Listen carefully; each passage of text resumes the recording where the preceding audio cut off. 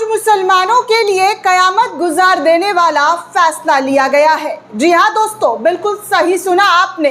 आज मुसलमानों पर कयामत गुजार देने वाला फैसला योगी आदित्यनाथ सरकार के जरिए लिया गया है। सोचिए, 25 करोड़ मुसलमानों की आस्था की कैसे धज्जियां उड़ाई जा रही है, कैसे अपने फरमान के आगे उन तमाम चीज़ों को जद में लिया जा रहा है जहां पर उनकी आस्था है, जहां पर उनके सेंटिमेंट्स हैं। और अक्सर मुसलमानों के साथ यही होता हुआ नज़र आता रहा है, चाहे मुसलमान गलत हो या ना हो, आरोपी हो या ना हो, लेकिन हमेशा उनको अपराधी बनाकर पेश किया गया। और आज तो दोस्तों हद तब हो गई जब बनारस के अंदर 5 मस्जिदों पर बुलडोज़र चलाने का आदेश दे दिया गया। एक नहीं, दो नहीं, बल्कि 5 मस्जिदों को आज गिराया जाएगा। दाल मंडी, जी हाँ, ये वही दाल मंडी है जहाँ पर बीते कई महीनों से भाजपा सरकार का विरोध हो रहा है, लेकिन विरोध के बावजूद यहाँ पर मुसलमानों के इबादतगाहों को कैसे निशाना बनाया जा रहा है, और भी भाजपा शासित राज्यों में मदरसों के साथ क्या हुआ है, मुस्लिम शख्स के साथ क्या क्या हो रहा है, वो सब कुछ एक एक करके आज इस रिपोर्ट में बताने वाली हूँ। रिपोर्ट को थोड़ा सा वक्त निकाल कर ज़रूर देखिएगा और समझने की कोशिश कीजिए कि हम कहाँ और किस समाज में रह रहे हैं, जहाँ पर अक्सर आरोपी भी हम, अपराधी भी हम, और जुल्म भी आप पर किया जाएगा, क्योंकि ये भाजपा की सरकार है। यहाँ पर नारा तो बहुत बड़ा बड़ा दिया गया है, लेकिन उन नारों का पालन बहुत ही कम मामले में, मतलब ना के बराबर देखा सुना जाता रहा है। सबका साथ, सबका विकास, सबका विश्वास और सबका प्रयास, सबका विश्वास और सबका प्रयास कहाँ हो रहा है दोस्तों? 5 मस्जिदों को तोड़कर उत्तराखंड में मदरसा बोर्ड ख़त्म करके ये सारी चीज़ें, सबका विकास की जा रही है। अरे इससे अच्छा तो आप मुसलमानों का विकास करते ही नहीं, एक लाइन से मुसलमान को खड़ा कीजिए और ख़त्म कर दीजिए। ये रोज़ रोज़ का मुसलमानों के नाम पर राजनीति करने से अच्छा है एक बार में ही किस्सा ख़त्म हो जाए। आए दिन दरगाह, मस्जिद, मज़ार, तमाम चीज़ों पर बुलडोज़र की कार्रवाई, एक्शन, नोटिस चस्पा, कब तक, कितना मुसलमान झेले? अभी राजस्थान में मुसलमानों ने कई मस्जिदों को तोड़ने का विरोध किया था, किस तरीके से उनके इबादतगाहों को तोड़ा गया। गुजरात के कच्छ में भी कुछ ऐसे ही हो रहा है। और अब बनारस से आई ये खबर दिल को झकझोर देने वाली है कि कैसे दाल मंडी में बुलडोज़र की धमक से सहम चुके हैं मुसलमान। 5 मस्जिदों पर ताबड़तोड़ एक्शन से मुस्लिम समुदाय के अंदर हड़कंप मच गया है। दरअसल दोस्तों, देश के सबसे बड़े प्रदेश यानी कि उत्तर प्रदेश के वाराणसी का दाल मंडी इलाका लगातार चर्चाओं में है। इसकी वजह यह है कि यहाँ मुस्लिम बाहुल इलाकों में लगातार तरक्की के नाम पर हो रही कार्रवाई, इसकी जद में कई घर, कई मकाने, कई दुकानें और धार्मिक स्थलों को शामिल कर लिया गया है। जी हाँ, आज यानी कि 1 जुलाई को भी इलाके में इस समय हलचल मची हुई है। प्रशासन की टीम बड़े पैमाने पर यहाँ कार्रवाई करती हुई नज़र आ रही है। मुसलमानों के नज़र के सामने ये सारी चीज़ें हो रही है, उनसे उनका घर, उनसे व्यापार, मस्जिदें, तमाम चीज़ें, जी हाँ, तमाम चीज़ें जो है छीन ली जा रही है। दाल मंडी के चौक थाने के पास मौजूद 5 मस्जिद और आसपास के ढांचे को प्रशासन ने सुबह सुबह ढाना शुरू कर दिया। पूरे इलाके को पुलिस ने सुरक्षा घेरे में ले लिया है। जगह जगह पर पुलिस प्रशासन ने अपने जवानों को तैनात कर दिया है और किसी भी आपात स्थिति से निपटने के लिए पुलिस और रिजर्व पुलिस फोर्स को तैनात तक कर दिया गया है। सोचिए, मुसलमानों के इबादतगाहों का कैसे खात्मा किया जा रहा है। बुधवार की सुबह से ही, यानी कि आज सुबह से ही ये कार्रवाई शुरुआत करीमुल्ला बेग मस्जिद से की गई, जो चौक थाने के पास दाल मंडी मार्ग के मुहाने पर मौजूद था।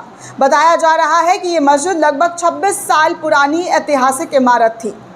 इसी के साथ इस स्थल से अभियान शुरू होते हुए पूरे इलाके में प्रशासनिक सरगर्मियां तेज हो गई है और ऐतिहासिक इबादतगाह पर कार्रवाई होता देख लोगों की आंखों से आंसू निकल रहे हैं, निराश हो रहे हैं, दुख के साए में खड़े हुए हैं।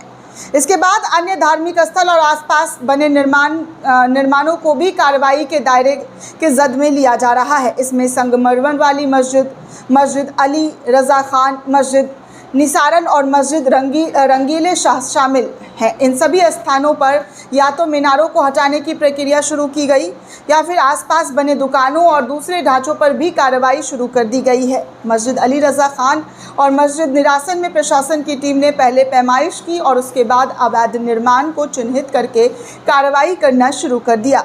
वहीं मस्जिद रंगीले शाह के सामने मौजूद मेन एंट्रेंस गेट, दुकानों और मीनारों को भी कार्रवाई के दायरे में शामिल कर लिया गया है।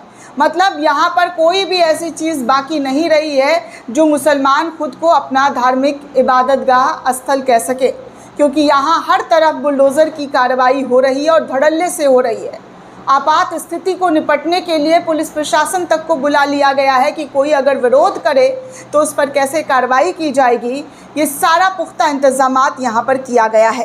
कार्रवाई के दौरान पूरे क्षेत्र में सुरक्षा के कड़े इंतजाम किए गए हैं। प्रशासन ने किसी भी स्थिति से निपटने के लिए बड़ी संख्या में पुलिस बलों को तैनात कर दिया है। साथ ही इलाके की निगरानी सीसीटीवी कैमरे और ड्रोन का सहारा लेते हुए किया जा रहा है, जिसमें हर सरगर्मी पर नज़र रखी जा रही है। अधिकारियों के मुताबिक ये पूरी कार्रवाई चिन्हित किए गए अवैध निर्माण के खिलाफ किया जा रहा है। प्रशासन टीम ने पहले से ही क्षेत्र का सर्वे और माप जोख कर लिया था, जिसके बाद ये कदम उठाया गया है।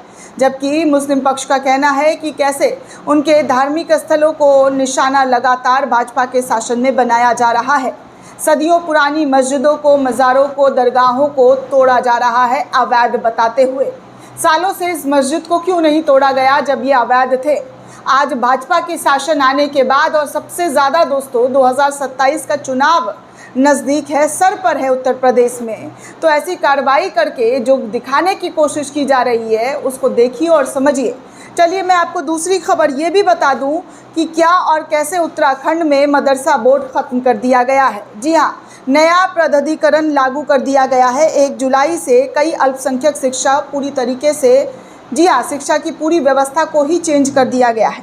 दरअसल दोस्तों उत्तराखंड में आज यानी कि 1 जुलाई 2026 से मदरसा बोर्ड हमेशा के लिए इतिहास का एक अध्याय बन जाएगा।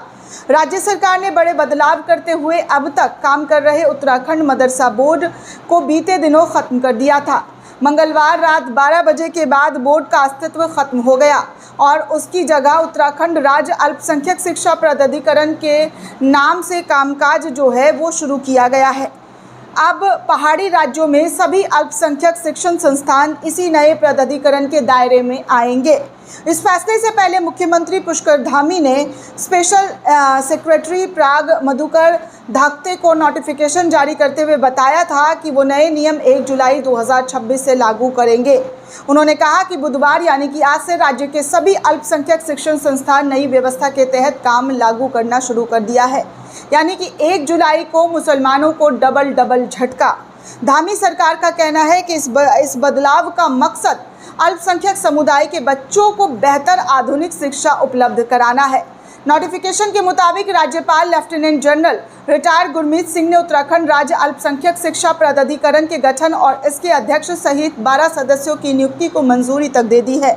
सरकार ने बताया है कि प्राधिकरण के सभी सदस्य अल्पसंख्यक समुदाय से ही जुड़े हुए हैं। सुरजीत सिंह गांधी को प्राधिकरण का अध्यक्ष बताया गया है, तो वहीं राकेश जैन को, सैयद अली हामिद, पेमा तंजीम, एलवा मेड्रिल, रोबीना आमन, गुरमीत सिंह, समाजसेवी राजेंद्र विशिष्ट और रिटायर्ड अधिकारी चंद्रशेखर भट्ट को सदस्य नियुक्त किया गया। इसके अलावा विद्यालय शिक्षा SIRT अल्पसंख्यक कल्याण विभाग के डायरेक्टर्स के सदस्य तक बनाए गए हैं। मतलब कुल मिलाकर ये मुसलमानों के लिए अच्छा बताया जा रहा है, लेकिन मुसलमान इसे अच्छा समझ ही नहीं पा रहे हैं।